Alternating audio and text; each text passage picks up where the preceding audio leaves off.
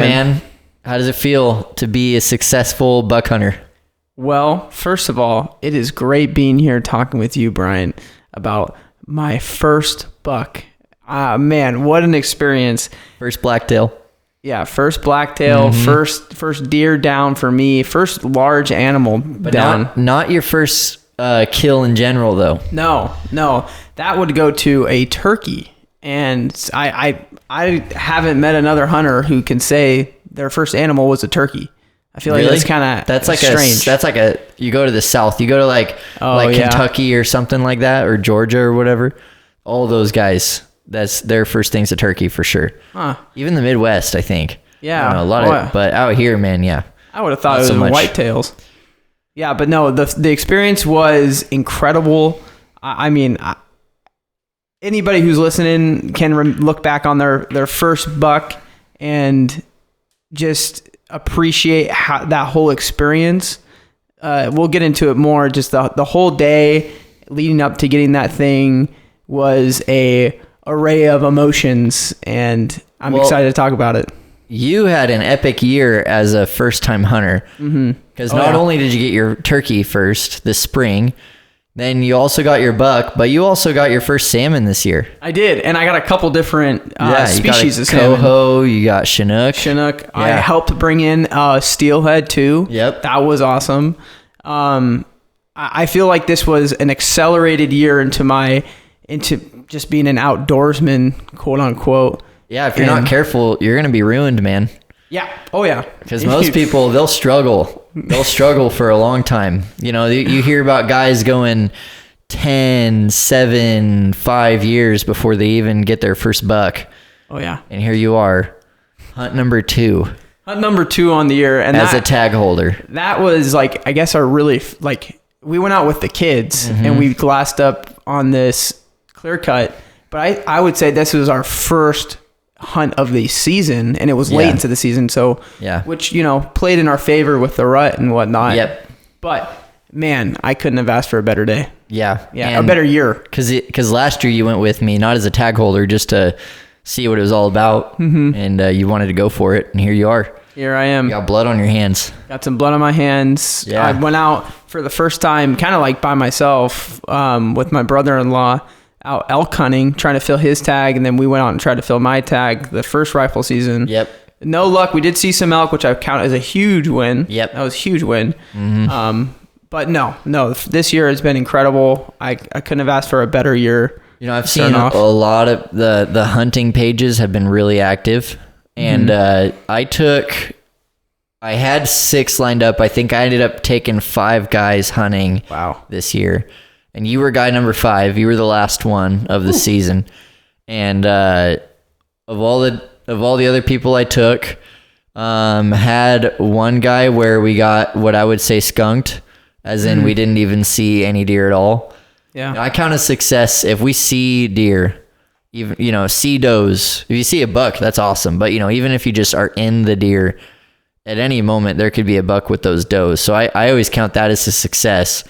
But, truly only got skunked with one guy where we just didn't see anything at all. But, everyone else got to at least see some does. And then we'll get into it, had an amazing hunt.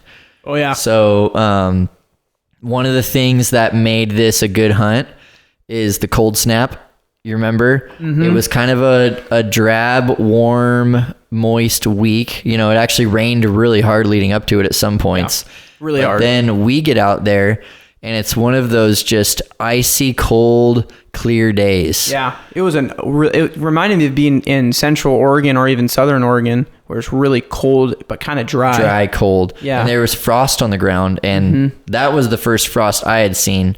At the elevation we were at, we weren't even that high. What were we at? Like 800 feet. And so to see frost on the ground, that was a telltale sign for me that it was cold. And it was the last Wednesday of season, so I just knew it was on. Like, that's... Oh, yeah. You get a cold snap during the rut, like, the bucks are going to be moving, And that's exactly what we experienced. See, learning new things every time. Yep. Every time we talk, I'm learning new things. Yeah. And we both wanted to explore new land that we hadn't seen before. Yep. So we just kind of picked a spot on the map and started looking. You know, did lots of map reading and came up with a loose game plan, but then unfortunately the gates were wide open for driving. And as much as other people love that, I hate it. Yeah. Because all the animals are nowhere to be seen when the gates are open. Yes, I experienced that this last weekend out elk hunting with my brother-in-law. Just every gate I saw was closed, so I don't know where they were coming. Yeah, and then for our hunt, we went up, and I mean, that's why you have contingency after contingency. Yeah. And I mean, the best times I've had success is when I make a very specific plan and I am not lazy about it. I'm not just going to change my plan because I'm too tired to climb up a hill or something. But as soon as I start to see tracks in a different area than I expected, or all the sign is actually older than I want it to be, or there's cars driving around, or there's other hunters, you know, any kind of thing there could happen, you know, got to be ready to change the plan and just jump into a new hole. Exactly. Even on big pieces of land where you start to see cars driving around, Jack and I, my brother-in-law, we saw tracks leading into big stretches in between roads where there was tracks leading into it off the beaten path, and we were diving into the thicket and stuff. And I think we ended up being more successful, and I think that kind of what led us to be successful. Hint, hint on on this buck that we're talking about. But get to see some land. Yeah, because we go to this place that we've never set foot on, never set eyes on, just only looked at the map and kind of picked a clear cut to start the day off on. And we did a good job getting out there plenty before daylight. In fact, it was so dark that we actually walked past a deer carcass without knowing it on our way in. Yeah. Because we don't use flashlights in the morning. That's a good way to let the deer know that you're there. Yep. So we climbed up into this spot, and there was nothing up there. No fresh sign. Yeah, it was barren. And up on top of that exposed hill, they didn't want to be there that day. Yeah. And that's where the contingency comes in. Plus, we heard the cars driving all around us, so just decided it would be best to move on. And really, if you remember what I told you in the cars, we just need to drive till we find a closed gate, park at it, and walk into the closed gate. Yep, I totally remember that, and that's going to stick with me forever. And that's exactly what we did. Yep. We just drove. I mean, we didn't even have to go that far. What, 2 miles, maybe? Oh, yeah. I don't even think that. We drove by a few different cars. And oh, yeah. We drove past all the road hunters. Yep. In fact, when we parked at the gate, in the maybe 2 minutes of throwing on our packs and getting ready to go, 5 cars drove past us. It was insane. 5 road hunters. Yeah. Yep. And they're all doing the same exact thing. It was funny because where we parked at the gate, there was kind of a blind corner coming into where we were. Yep. And so the cars would come around that blind corner, stop for a second, glass the clear cut for maybe 30 seconds, and then continue driving. And every car that came through did the same exact thing. It was pretty funny. Yeah. You saw, all the different people coming in and out of there. And I guess we can kind of set the scene on this little area that we found with the closed gate. It was not a super big hill, mountain. I don't know what exactly you would call it. I'd call it a hill. Big hill? Yeah, like a foothill. Yeah, there was a foothill. The road went across, like just in between the clear cut and the timber. On where we walked up. But, it was kind of like a hill, and then behind it was a larger hill. Yep. And in between those, kind of to the left where the road leads, it kind of goes into another piece of that clear cut that you can't see from the road. Yep. So all the road hunters were driving right past. And as we're going up there, we're 100 yards from the gate, we start seeing some doe tracks. Yep. We're 200 yards from the gate, we start seeing a lot of doe tracks and some buck tracks. Mm-hmm. We're 300 yards from the gate, and the thing is just tracked up, like tracks everywhere, and from all different ages, from a week old to that morning tracks. Yeah. And the spot that you're talking about was just beyond that, not visible from the road, so anyone who drives past in glasses aren't going to know it's there.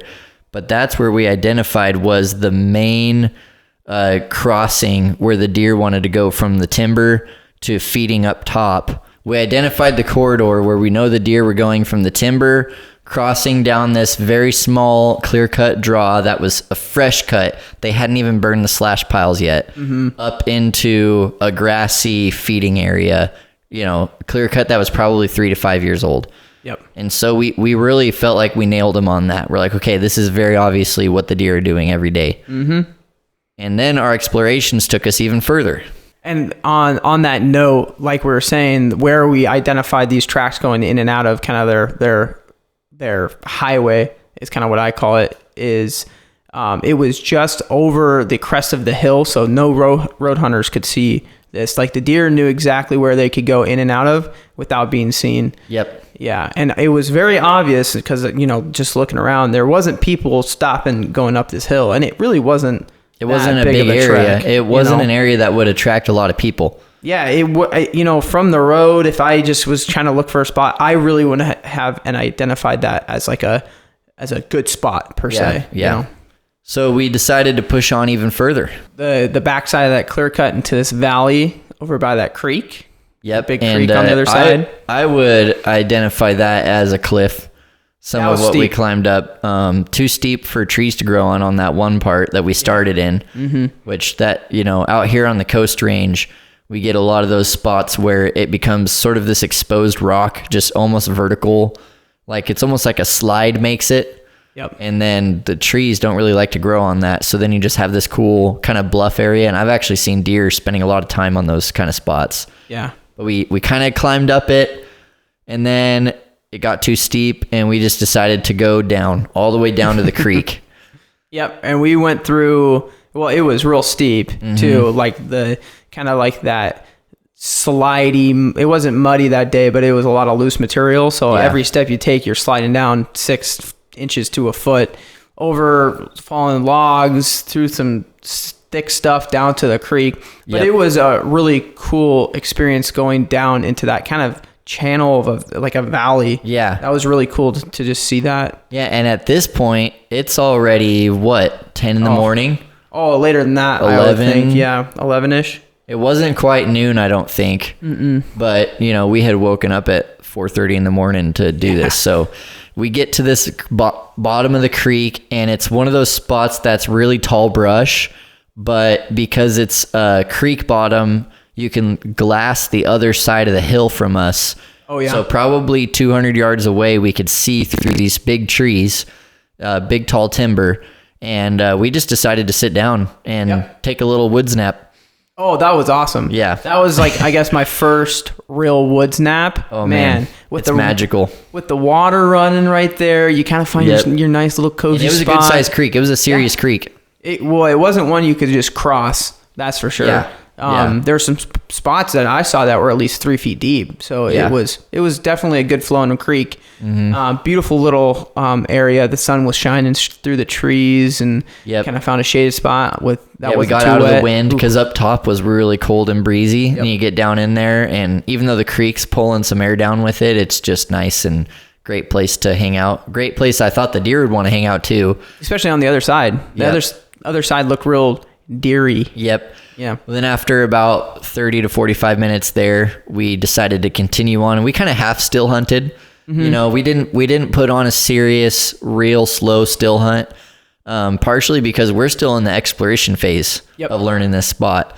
We're just trying to figure out where these deer might be, and you kind of get to a point in the woods walk where you just are hoping to jump something at least, just to see something alive in here. And even though we saw all the tracks up top, we hadn't seen any signs of life. That day we hadn't seen anything yet. No, we hadn't seen anything. But if you remember, just after our woods nap, we went kind of up into the, I don't even know what you would really call that. It was kind of like the empty area on the bottom. It's like the thick, tall firs. And then they have kind of the empty bottom areas where it's the thoroughfare for the deer in and out. I wouldn't call it a bedding area, but there was a travel corridor. There you go. That's the word I was looking for. It was in that older reprod that you can see a good 30 yards in front of you through the trees, and it's very quiet, good to walk through. It's just a dirt floor bottom, and you can't see the sky though when you look up. Yeah. So that age of reprod is great. Like, a lot of animals travel through those to get from one spot to another because they can do it silently. Yep. We could have busted a deer in there. We wouldn't have heard it. Yeah, that's very true. It's just the perfect spot for a deer. we decided in that travel corridor area, because that's where we found our first really good, really fresh, big buck tracks. Mm-hmm. And that got us excited. We decided to try some rattling. Yep. So we set up on a stump. You were sitting with your back to the stump looking up the hill. I was sitting with my back to the stump, and I was the one rattling, looking down the creek. Mm-hmm. And we did probably a 20-minute rattling sequence. Yeah, it was about 20 minutes. Yeah. And then I don't know, we weren't as patient that day as we should have been. No, so we kept moving after that. Still to this point, no deer, but lots of fresh tracks. So we followed these really well-traveled deer trails. Yep. And once again, that half still hunt. We're going slow, but we're not still hunting. You know, we're moving way too much for trying to sneak up on a deer. Yeah. At least in bow range. Rifle range is a different thing. But we come up lots of tracks, and then our journey eventually took us down the creek a ways, and then we started side hill cutting back up to the gate where we parked almost. Mm-hmm. So if you can imagine that, we are starting to kind of make a loop back in, and we end up at a high point in this really open timber. Yeah. And that's the cool part about that spot, is it's not even that big of timber. Mm-mm. It's just really open and really walkable, and it has lots of deer trails in it. Yeah, I really liked it because unlike the reap rod that we bedded down, that we rattled in, it was like a mossy ground, so you could be real quiet. Yeah. There's not a lot of sticks on the ground to snap. It was just a really cool looking area. And this is the part where we had our first encounter. This was real exciting. This was cool. This was really cool. We're sitting there, and this was actually election day. And I forgot about that. We're just sitting there, and I happen to have service. We did another setup to where we're back to back on a stump, and we're able to look 360 between the two of us that way. Mm-hmm. But we're still able to kind of whisper and talk and whatnot. And I was eating snacks and just looking at the election results, you know, Daddy Trump back in office. And then suddenly we're just kind of sitting there. Yep. And tell me about what you saw and what you did. So we're sitting there, and I guess the angle, it's in this kind of like new mossy open area that we were just describing, and I was looking. We're sitting up above it by a stump, looking down into this bottom that's maybe 50 to 75 yards away. Yeah, exactly. Yeah, thank you. And I have my back against the stump, kind of looking back towards the creek, but down the hill to my left. And you're sitting looking up the hill a little bit more, still kind of towards the creek, but looking more up the hill. Yeah, and favoring more right toward the road. Yeah. So we get a little bit more of a 360 view. So we're sitting there. I can't remember if you just had talked or if you were like... It was like we were whisper talking. Yeah, like the whispering whole time. Or something. It wasn't super serious. We were trying to be as quiet as we could, but still kind of communicate in some way. We were mostly waiting for sunset because it's about 3:30 at this point. Yep. Oh yeah. Good point. Yeah. So that whole process took us a while. So we sit there, and I'm sitting there listening. And I hear a stick pop. Of course, that's the sound we all want to hear when we're sitting down. Uh-huh. And I turn and look to my left, and it's this pretty good size. Well, at this point, I didn't know what it was. I just saw it was a deer. And I hear you go, deer. Yeah. And so I turn and look, and then I see the deer, and I turn back to you and say, hey, deer. And I turn back and look, and this guy is looking straight at me. And at this point, I had my rifle sitting in my lap. I had already had a bullet chambered on safety, and I started to raise it up. And as soon as I saw him looking at me, I froze because I knew he was looking right at me. Yep. They fixate on that movement. It's movement, man. Yep. Yeah. So I froze in that moment. And then he put his head back down, and then I go to raise my rifle, and then he turns and looks back at us again because he probably heard us doing something. And at that moment, he busted. Yep, and I was moving a bit too much too because he says deer, and it's directly behind me. Like I had to spin around 180 degrees to try to get a peek, and I shouldn't have. I should have just stayed still, but I just wasn't even thinking. I'm just wanted to see this deer. Yeah. And I could see it's a buck. It's a nice 3x3, you know, like it would be a great it'd be a great buck for anyone, but that would be like a great first buck. You know, I wouldn't say he was an old, mature, heavy deer, but he was a lot more mature than the deer that I normally kill. Oh yeah. I mean, that's the most mature deer I've seen out in the woods, bar none, for sure. You know why his head was down? Because he was sniffing. He's sniffing. There's a hot doe in there for sure, and the rest of our story definitely highlights the fact that there's a hot doe walking around that day, pulling in the bucks. Oh, and so he was following some doe tracks and happened to come right into our set. Yep. And if we were paying a little bit more attention instead of worrying about Trump, we would have probably bagged a nice buck that day at 50 yards. This was only about 270. 60 yards, 60-ish yards away, I would say, definitely within 100 yards for sure. But yeah, when I saw him, when I turned back my head that way and he was looking at me, I got a good look at him. Decently wide 3-point. What was surprising, I remember his antlers being a little bit more on the white side. And I don't usually see that with all the deer are posted online, blacktails. They're a little bit darker. Mm-hmm. So I just wanted to point that out. That was kind of interesting. It's just all about what they're rubbing, you know? Like different deer will favor different things. And for the most part, all the deer that live in the same area are going to rub on the same type of tree. Yep.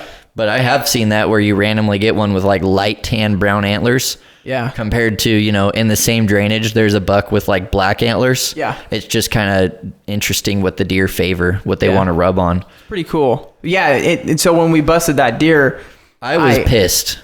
Yeah. You probably could read my body language and my demeanor. Like I thought, because I've blown enough deer to know that like normally that's your chance for the day. And for us, that would be our chance for the season. Like we're just thinking it's done. It's over. Well, I was stoked just to see that guy, man. That triggered something in me. Yeah. That was the first time I really saw a deer or a buck out, hunting in general. While we're looking for one. Yeah. If you guys can't tell right now, I'm not a lifelong hunter. This is very new to me. So I'm right in that new beginner feelings of feeling all these crazy cool emotions, and I'm all about it. So seeing that 3-point really triggered something in my soul, and I just wanted more of it. So I was stoked to see that guy, even if he did run away. Mm-hmm. Mm-hmm. And that's the other side of the coin. Yeah. Is, after the adrenaline wears off and you're like, the devastation goes away. I feel lucky that we saw that buck. Yeah. And that we've probably walked through his bedroom on the way up. He just happened to be walking straight through, down into the creek where we just came out of. Like he came from the road we were on, which makes me wonder if a road hunter could have seen him or if he was staying in the timber only. We'll never know. Well, if you remember right, we did call. You did do doe calls back in that spot. I did. Yeah. Not to fixate on this too much, but quite a bit. Yeah, and I think what happened is he came from above us, and he probably smelt us because our wind, like we said, was swirling. He was nervous, and it was swirly in there. I know for a fact that buck knew we were in there just by his nose, and then our movement really is what told him to split. So he busted. He's gone. We tried to backtrack him, but backtracking a deer is a lot different than backtracking an elk. Yep. It's not going to be easy to find them. So we decided to go ahead and still hunt our way out of the timber patch and make our way up to a glassing knob that we identified. Yep. It's kind of that first area where we were talking about up over the crest of that hill where we saw the deer travel corridor up to the feed. We thought, you know what, as it's getting dark, those does are going to want to go eat.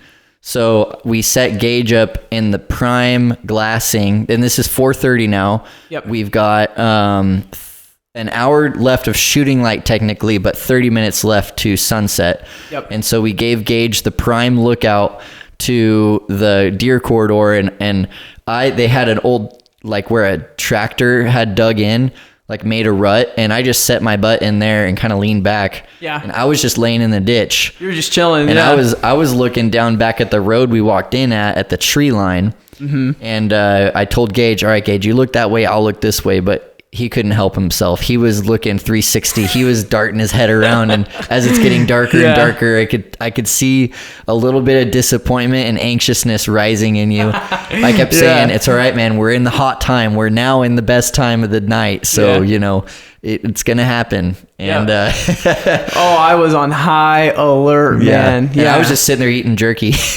You lean back, you're like, "Hey, you want some jerky?" I ate it, and I just 360, looking down in the valley where we were looking back at the road. I just couldn't help myself. Yep. Yeah. And then I made a doe bleat. Yep. Yeah, you made a doe I bleat. made a doe bleat, and I can't help it sometimes. I just really feel like, got to do it. Yeah. So at that point, it won't hurt. We'll never know if the doe bleat truly led to the events that transpired immediately afterward. Yeah. But it'd be fun to say that we called in your first buck with a doe bleat, because I did call in my first buck with a doe bleat. Yeah. Well, I definitely confidently can say by the way that deer reacted, even after the first shot, I definitely think he heard it and he was wanting some of that doe bleat. He wanted it to be a doe. He wanted it bad. So yeah, the very next sound to be heard, buck, buck, buck, buck. And then you, where? I throw on my binocular, like pull them up in that general direction, and you're like, it's over by the wood pile. By the wood pile. And here's the problem is there's about 6 or 7 slash piles, and maybe 2 or 3 log piles. Yep. And so I said wood pile because to me, I'm thinking a slash pile is the big gnarly roots and branches, and then the wood pile is what I call like the logs, know. And so, but Gage, we had never had that conversation beforehand, so he's saying, "What wood pile?" Yeah, what do you mean? What? And this is like what, 10 minutes before shooting lights even. Yeah, it was dark. Getting dark, dark enough to the point that I could clearly see there was a deer with the naked eye. It was his movement that triggered me. Yep. But once again, his nose was to the dirt, sniffing tracks. Ooh, like he was looking for does. And that was exactly where we first saw the fresh doe sign. Yeah. Like to the exact spot. So I said, is down by the road, and you're pulling up your binoculars and you see a deer. Yep. You're not sure if it's a buck or not. And vague silhouette. Yep. And so that's when you start getting into shooting position. And the whole time you're getting into shooting position, I'm saying, wait, that's a doe. No, it's a buck. Oh, it's a doe. No, it's a buck. Just wait, don't shoot. Okay, it's a buck for sure. Then I finally saw antler. Yeah. And I ranged him 200 yards away. Yep, 200 yards away. And just for the listeners, the gun I was using is my grandpa's gun. He bought it brand new in the 50s, 57 or something like that. He's killed lots of deer with it. Lots of deer. And, actually, no, he didn't kill any elk, but lots of deer. Lots of mule deer down in Southern Oregon, Northern California. So, and the scope is a Weaver scope from 1965, mounted by my great grandpa. So this thing hadn't been touched. Like, it's, I pulled out of the closet. It's the only thing I had. I wanted to get out there, and always kind of a pride thing is like, I'm going to take my first buck with my grandpa's original rifle from back in the day. Mm-hmm. So, it's a 4 times scope. It's got maybe a 40 millimeter tube, so it's not great for low light situations. It's just not, it's an old scope. Yep. I hunted my first few years with a very similar old scope, and it just doesn't do what you need it to do, compared to the modern scopes. Even a cheap modern scope just lets in so much more light. Yeah. And this is a 200 yard shot. Yep. And for your first shot, the deer had turned broadside. Yep. And so you fired. Yep. And clean miss. Like whiffed him. But the buck, because he was looking for a doe, he definitely could smell there was a hot doe in the area. That buck wanted us to be the doe he was looking for. Oh yeah. So he sees us kind of shuffling around after the shot because Gage readjusted. And he's now doing this very steep quartering 2, like nearly a frontal shot, but not quite. And so you line up for your next shot. Yeah. And the whole time I'm just saying, shoot again. Yeah, you're like, rack another round. And I had like maybe a 2-inch group at 100 yards. So I know the ballistics on these 270s, kind of looked that up just to have in the back of my mind. But I knew my rifle was zeroed at 100. So after that first clean miss, I'm like, okay, I need to seriously adjust where I'm shooting. So you probably shot right over his back because you were holding quite a bit more than I would have held over. Yeah. I mean, hindsight, I wouldn't have held that far over. Mm-hmm. But so I readjusted. So I definitely can see daylight above his back with my crosshairs. So I get it lined up and I see him. I just see a vague head and it's low light and I just shoot. And that's when I see the buck do the classic Hunchback of Notre Dame, stumble forward, the that lung shot. But this deer had some adrenaline. Oh, I'm sure because he does that. He actually kind of at first stumbles away from the woods, and then you took a third shot. Yep. And that third shot was just a desperate poke, and that was a clean, because I was in your ear going, shoot again, because I just want to see the deer hit the ground. Yeah, exactly. I've always hunted with a high grain 30-06 round, so I've only ever seen deer flop. Oh, yeah. And so I'm thinking, was it a gut shot? He arched his back. I don't know. And then he kind of does a 180 and stumbles behind the wood pile into the woods. Yeah. It was like he's on his tiptoes, like a little curled cat on his tiptoes into the woods. He does the little curled, the angry black cat. Yeah. Stumbles into the woods. And so I say, we got to go look for blood. And at this point, it is the lowest possible light. Like that last round you shot was the lowest possible light. I wouldn't have felt comfortable shooting anything after that. So instead of like the road does a 90-degree turn, so it goes kind of straight. If you imagine we're looking at the deer straight to our right, and then it does a 90-degree turn left down to where the deer was. Yep. So I start, kind of jogging down, and all of a sudden Gage just sprints, both hands way up in the air, gun in one hand, I don't know, backpack in the other. I don't know what you were doing. I can't remember, yeah. And you're just sprinting in a straight beeline through the clear cut, jumping over logs, just straight getting to where that deer was. Yep. And of course you got there like 2 minutes before me. Well, yeah, at one point I'm like, oh, where's Brian? And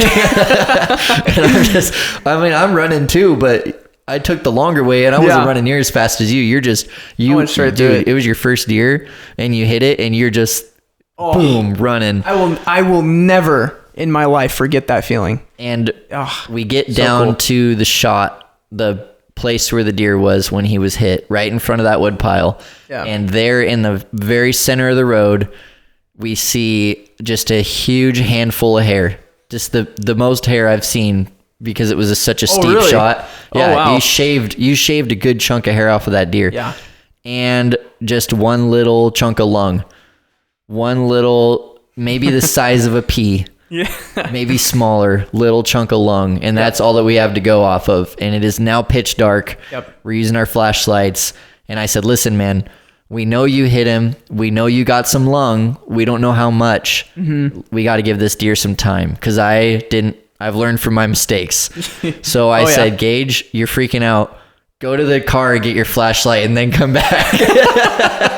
And so Gage goes and, he runs all the way down and he runs all the way back. And in that time, I found looked like maybe 16 ounces of blood, like a small coffee someone just dumped on the ground. Yeah, it was a lot. And I'm like, okay, listen, dude, this buck is dead for sure. That's lung blood. That's a chunk of lung. Like he's a goner. Yeah. The question is he laying down bedded because you mostly gut shot him and he's not dead yet and we don't want to push him into the creek, or is he laying there dead? Yep. So it felt like a super long blood trail. Yeah, it did. Mm-hmm. Yeah, you got out the tape and started marking places. Yep, I pulled out the flagging tape, and that's something I learned from actually Jericho told me that trick, and it's a lifesaver because you can look behind you and see the trail of blood that you can't see without the flagging tape on it. Mm-hmm. And then also if it started raining or something, it's permanently marked where the blood was. Mm-hmm. And there was times where the blood would turn into a trickle. And then there was times where there would just be like little drops, but there was never as much blood as what was on the road. Yeah, we started getting worried. Yeah, we started getting a little worried. I was getting pretty nervous because it was a pretty weak blood trail for a lot of it. Yeah. And I've also never had to blood trail a deer with a rifle. So that was new to me too. Yeah. Because, with a bow is one thing, but with a rifle, it's like, you're not, I don't know. I've never had to do that.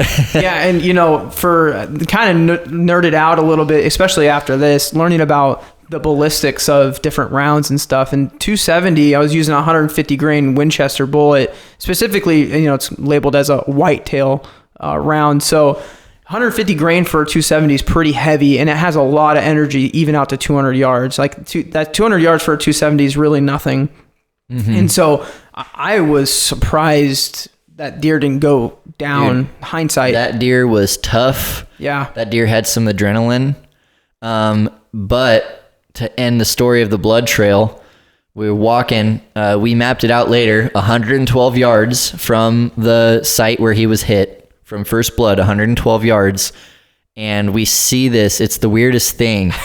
This buck was on his feet when he died. Yep. And he just fell forward onto his face. So his head was tucked down and his antlers were on the ground. Yeah. And his back legs were still, his back feet were still planted on the ground. Underneath him. And the deer was upright, dead. It looked like he could have sprung right up. I said, dude, listen, I love it. We're so excited. We found your deer. Congratulations. But I don't want that thing to still be alive. So let's go back and get all of our gutting supplies and unload our packs. Cause that's the good thing about, being able to hunt 500-600 yards away from where we parked. The car. Yeah. We were able to go back down. So for you, this is trip number 2 to the rig. Yeah. I was still having a puffin, but I did not care. Yep. I was alive. And then we decided, we were able to call a couple people because that spot had service and it was just so exciting. Yeah. And then we made it back up to the deer, and sure enough, he was in that same position and looked like he was standing and fell forward onto his face. Yeah, he's dead. He had dirt in his mouth. He had dirt in his eyelids. He just took a face plant. Yeah. So this deer was still running when he crashed and died. More like his little cat tippy toe crawl Yeah. thing.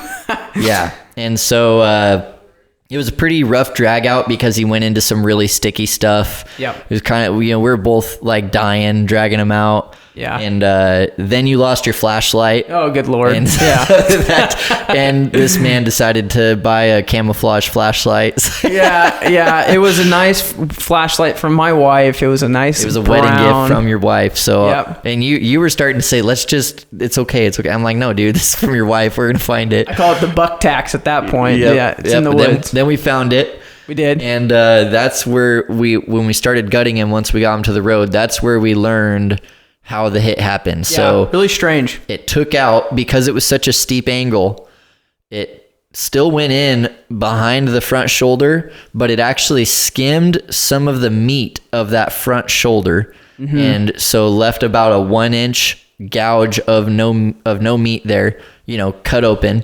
Mm-hmm. And then it entered the ribs at such a shallow angle that it took out about 5 ribs. It was big. And then it went right through his gut. It took out lung. It took out one of the lungs, and it did some internal damage there up in the diaphragm.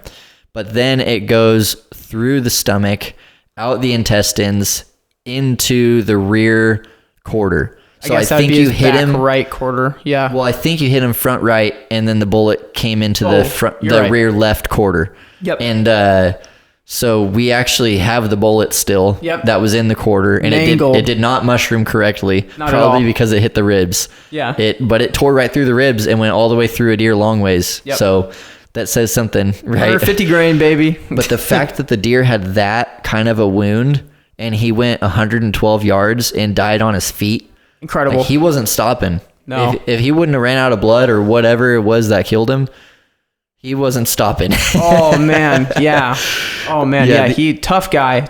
The only unfortunate thing about this kill is that it ripped open the stomach, and so inside the body cavity was this pulpy, stinky, nasty poop blood that we were just trying to shovel out of there. Yep. When we got the deer home, we actually hosed him out before we did anything else, just because it was gross. But it was a lot more blood than I thought there would have been, and you're just cupping it out like it's like an overflooded boat. Yep. Well, that's the thing that a lot of people don't realize is when you hit a deer high, there's a lot less blood because his stomach and his chest cavity, it just fills up with blood. Yep. So then when you start gutting him, there's a gallon of blood in him that didn't ever spill out. So they still bled to death. Yep. That's why you don't need to slit a deer's throat after you kill it. Mm-hmm. There's no more blood in the meat. The deer bled out. It's just a lot of it's still in the body cavity. Yeah, anyway, get it out quick, especially the goopy mess that we found. We were a little concerned about the meat quality after that. Yep. Yeah, with the poop blood, we wanted to get that out of there as quick as we could. But I was able to expertly tie up the butthole and the pea sack, and it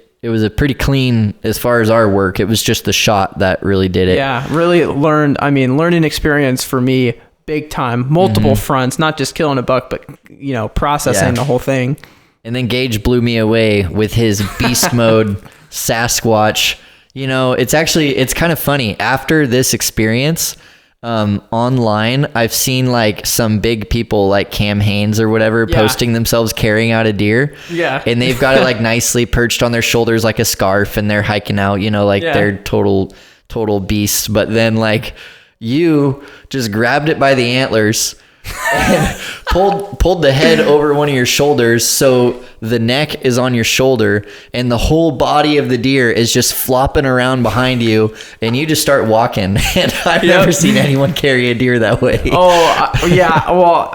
Like I said, learning experience for sure. Yeah. If I were to do that again, I would do the Cam Hanes and just Put it around your neck like a scarf. It's like a scarf. That's how I got out my first deer. But my first deer actually had a smaller body than the deer that you got as your first deer. Yeah. Yeah, yours was a forky too, right? Yeah, he was a forky too, but he was a young forky. Mine was probably a year and a half. I wouldn't be surprised if yours was 2.5. Yeah. But yeah. So you beast mode it down. I did kind of help you once we got about halfway down the mountain. You gassed yourself finally. That was my 4th or 5th trip up and down that mountain. Yeah. And so we get back, we put the deer on.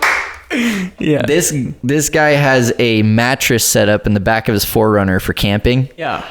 It's where my wife and I sleep. It's pretty cool. Yeah, so his wife was not very happy that we put a bloody deer on the mattress. Yeah, well, okay, I know. I put it on the plastic. You know, when you get a car, they have a little plastic mat in the back. So I put the plastic mat on top of the bed and put the deer on top of that. So it never touched the bed. But it was definitely, it had a comfortable ride home. It did. I did shoot it, but it had a nice ride home. Yeah.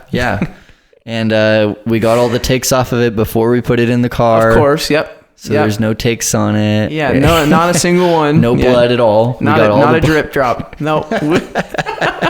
And so that's actually when I posted about it, one of the first comments someone said was, is that deer in the back of the 4Runner on top of an air mattress? So we get there, we're getting ready to go, and what's the last thing that you say before we take off? I think you had already started the car. I had already started the car. I'm like, I forgot my Benchmade. You left your Benchmade. Left my Benchmade in the right gut next pile because it was so dark. It was another side note. There was no moon out that night. It was a no moon night. It was freaking dark. It was real dark. Yeah. So we had, I had my stuff there, and I was obviously very excited. I lost my flashlight at that point. Yep. And I knew exactly where my Benchmade was. We retrieved the flashlight. We spent, a good 20 minutes retrieving the flashlight. Yeah. And then you said, listen, man, I just have to go up and get my Benchmade. Yeah. And so, turn the car back off and up we go back up to the top. And by then I was starting to be a little gassed. Yeah. Like I was pretty worn out, and I couldn't imagine how you're worn out. Oh yeah. But you're a gym bro, so you've got that, strength and stamina or whatever. But this is a totally different beast. Going out into the mountains, it's a totally different beast. Yeah. Hauling stuff on your back, going up and down mountains. It's not the same as deadlifting, however much weight or curling a bunch of weight. So this is a different experience. Yeah.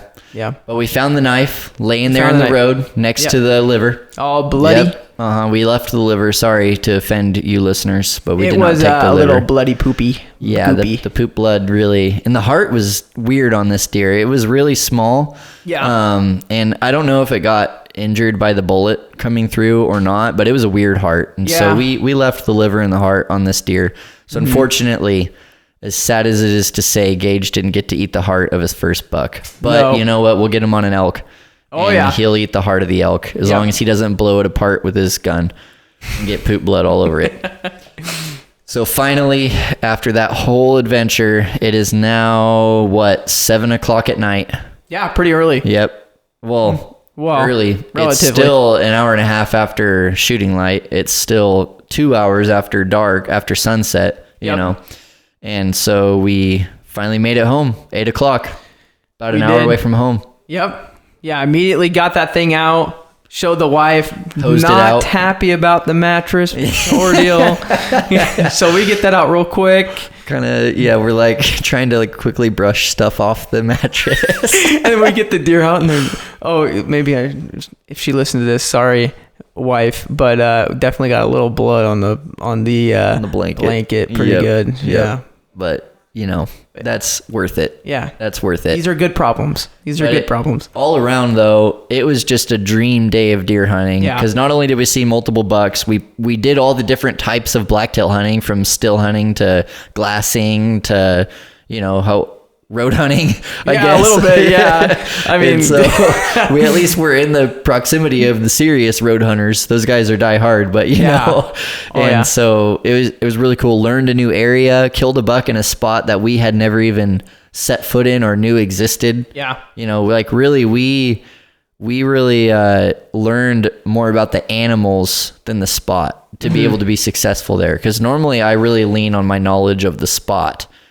But this time we were leaning purely on our knowledge of deer behavior, going off of our instinct. And so really rewarding. But you said something I thought was cool about hunting.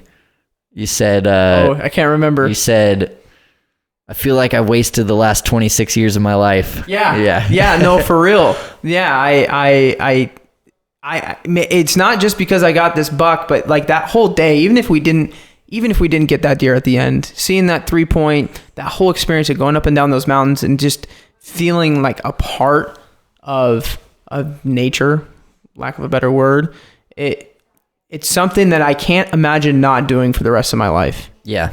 It is a part of me now. I don't have a choice. I can't not do this. This is my thing now. I grew up playing a lot of sports, very physically taxing myself. I love that aspect of just life in general. I always thought it was like, the gym's the only way to do that. No, hunting adds so much more to the physical activity aspect of it. You're in pursuit of something. I feel so connected to God. I find myself talking to God when I'm out there. Maybe it's just like, God, give me an opportunity if it's in your will. Or just sitting there like, God, I'm so thankful that you giving me the ability to do this. Yeah. I can go up and hike in 15 miles, which we just did after some elk, and have the ability to do that and talk about that and experience that, feel that connection. So this is definitely something I'm going to be doing for the rest of my life. Yeah. I love it. Yeah. Love it. And it's all to you, dude. You have totally... it's all about God, but you really, it's incredible. Yeah. Well, I'm glad that you're willing to join in, go into those hard places, and it pays off when you dig deep and work hard. And and I mean, because for me, I just love being out there in woods, in the nature, climbing the mountain, in the cold, in the storm. I love it being out there when it's stormy. It just feels so epic. But then to add a pursuit to that, which is hunting, to try to have a tag in your pocket to try to fill while you're out there, it just is such a fulfilling experience. Yep. And really where I feel like, this is what God created me for. Yep. Is to be a part of this habitat. The earth is the habitat that he created for us as humans, and we get to experience it in such an intimate way. So I love it. Yeah. Love that you did it. Congratulations on your 200-yard shot. Thank you. Free shots, but only took one bullet. Yep. And really cool experience, but unforgettable. Yeah. Yeah. Thank you. Awesome. Thanks for sharing your story. Anytime. And to the listeners, thanks for listening. This is episode 3 out of 4 of our special Thanksgiving episode drop. So look out for tomorrow for the last one. And thanks for listening. Thank you.